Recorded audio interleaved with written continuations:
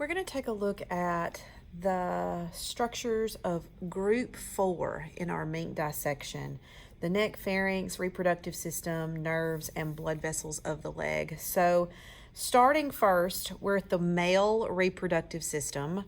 What I'm holding right here is a testy. This bean-shaped structure right here, that's the actual testy. And then surrounding it is this C-shape or cup-shaped structure that kind of wraps around it. That's known as the epididymis. So testy, epididymis. The epididymis coils around and becomes the spermatic cord.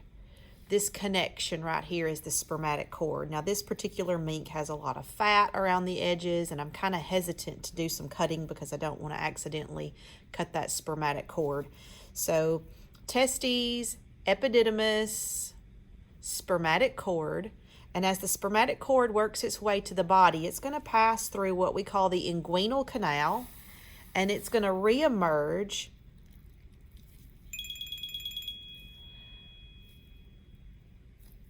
here as the vas deferens. So this little tube right here, I'm kind of wiggling it back and forth. That's the vas deferens for his left testy. Over here is another vas deferens for the right testy. So vas deferens is posterior behind the urinary bladder. I'm holding the urinary bladder right here. So this is the urinary bladder. I'm kind of folding it downward. You can see some of this descending colon coming down the back body wall. Here's that small intestine with mesentery. Here's a ureter coming from the kidney, from his right kidney. If I roll those intestines over, hopefully, there's a ureter, there it is, from the left kidney. And these two ureters are coming down and attaching to that urinary bladder, which is here, okay? So the vas deferens come posterior to that urinary bladder. So right there is the vas deferens for his left side, over here vas deferens for his right side, and then of course down here we've got testy and epididymis. Now I'm going to switch minks to actually talk about the bladder, the urethra, and the prostate gland for a little better view on this one. So I'm switching minks. And we can see here the urinary bladder. Here's that urinary bladder. If I go back to those kidneys in the ureter, there's the left kidney up in there, kind of hiding. Left kidney here. Here's the left ureter coming down. Right kidney here. Right ureter there. It would come down and connect to this urinary bladder. If I pull this urinary bladder down, you can see the vas deferens from this mink. This is also a male. Here's the vas deferens for the left side. Here's the vas deferens for the right side. They're merging posterior, and here is that urinary bladder. Now coming from the urinary bladder, we have the urethra. So this tube right here is the urethra. And you'll notice the top of the urethra is quite thick and swelled. This is the prostate gland. The prostate gland pretty much wraps around the urethra. It's located more posterior. If I roll it over, prostate gland is more back here, posterior, but it kind of cups and wraps around that urethra. So when you look, you can see this upper region is a bit thicker than this lower region down there. What's making it thicker is the attachment to that prostate gland. So urinary bladder, prostate gland, urethra here. Urethra comes down and connects to the penis, which is here. So here's the penis on this mink. Now this particular mink does not have any testes. A lot of times structures get damaged when these minks are being skinned. So they may be missing some testes. They even may be missing the penis. So it's kind of a common thing to have structures not visible or not in good shape to be recognizable. So that's why I switched minks. So urinary bladder, prostate gland is part of the urethra coming down here. Penis is here, and on that previous mink, we saw epididymis, vas deferens, spermatic cord. Before we move to the nerves of the leg, I want to go back and revisit some blood vessels since we are talking about the reproductive system and the male reproductive system specifically. There are arteries called gonadal arteries that you need to be familiar with and locate, and I cannot remember if I included those in group 3 video or not. So I'm going to come back and revisit those here in group 4 video just in case.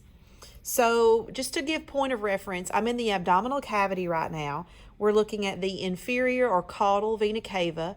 This is the abdominal aorta. You can see a really good renal vein coming across right here. It'd probably be a renal artery kind of hiding under it. Right there is our renal artery. I can get the scissors under that. Renal artery. Coming off of the renal vein is the gonadal vein. Here it is. This is the gonadal vein. It comes off of the renal vein and comes all the way down and actually would become part of that spermatic cord that we saw a little earlier. Now this particular mink, the testy was separated from the spermatic cord, so I've just got a pin in it to hold it in place. But there is a little spermatic cord right here, and this gonadal vein comes straight down and would be found within that spermatic cord. There's also a gonadal artery. The gonadal artery branches off the abdominal aorta. So here I am in the abdominal aorta. This would be our gonadal artery. Comes down and merges with that gonadal vein. Now they literally don't merge. They're just held together side by connective tissue. Right, remember veins drain deoxygenated blood while the arteries deliver oxygenated blood. So they're not literally connected by their passageways, but they're connected here by connective tissue. So they're just held together. And they come and both would merge with that spermatic cord. So left gonadal vein, left gonadal artery. Now, moving on to the nerves of the leg. I'm going to move these abdominal organs over to his left side so that you can see the nerves on the right side, simply because we've got some pretty good arteries here and I don't want to risk breaking those inadvertently. So I'm going to take these intestines and I'm going to roll them over to the other side. Here's that descending colon coming down. Here's the urinary bladder. So I'm just going to slide these over to his left side. And now we can see that same inferior vena cava, that same abdominal aorta coming down. You can also see those iliolumbar vein and arteries over here on his right side. So right there's iliolumbar vein and arteries. And if we look further, you can see the branches of the iliac, external iliac vein, external iliac artery right here. Internal iliac artery is here as well. Just beside this external iliac, and there's that iliolumbar, so almost between the two, you can see two nerves. This is going to be the obturator nerve and the femoral nerve. The most medial nerve right here, this is what we call the obturator nerve, and the more lateral nerve is the femoral. The femoral would come on down here and end up in the leg, and actually during lab, several of you found that femoral nerve here in the leg. So this is that femoral nerve. It's the same one. Coming on up. Here it is. Right there, femoral nerve. The deeper one right here that actually comes straight more down the midline is that obturator nerve. So obturator, femoral. And then finally we have our sciatic nerve with the peroneal and tibial. And I'm going to roll this mink over so we're looking more posterior at his backside. We actually saw these nerves when we did our muscle dissections. There is a big muscle right here called the biceps femoris. And we cut that biceps femoris at the knee and reflected it back. And we were able to see these nerves. Now this particular mink has that biceps femoris removed. It's been cut away, which is perfectly fine so that we can see these nerves a little bit better. So up here at the top, this big thick one right here, pretty easy to see, that's the sciatic nerve. As the sciatic nerve works its way downward toward the knee, it branches. There is a tibial branch and there is a peroneal branch. The peroneal branch, common peroneal nerve, this is more lateral. It actually is going to come right out here to that peroneus longus muscle, which is on the lateral side right here. So this would be the common peroneal nerve. And then that tibial nerve actually dives. I'm going to get under it. Right here's the tibial nerve. It's going to dive down and actually head to the tibia more on the anterior side, but it moves around to the back. So this would be the tibial nerve. This one's the common peroneal nerve. And up here where they join, sciatic nerve. Now we're going to take a look at the pharynx. So I have moved this mink, oriented him a little bit differently so that I can hang on to him and hopefully you can see these structures.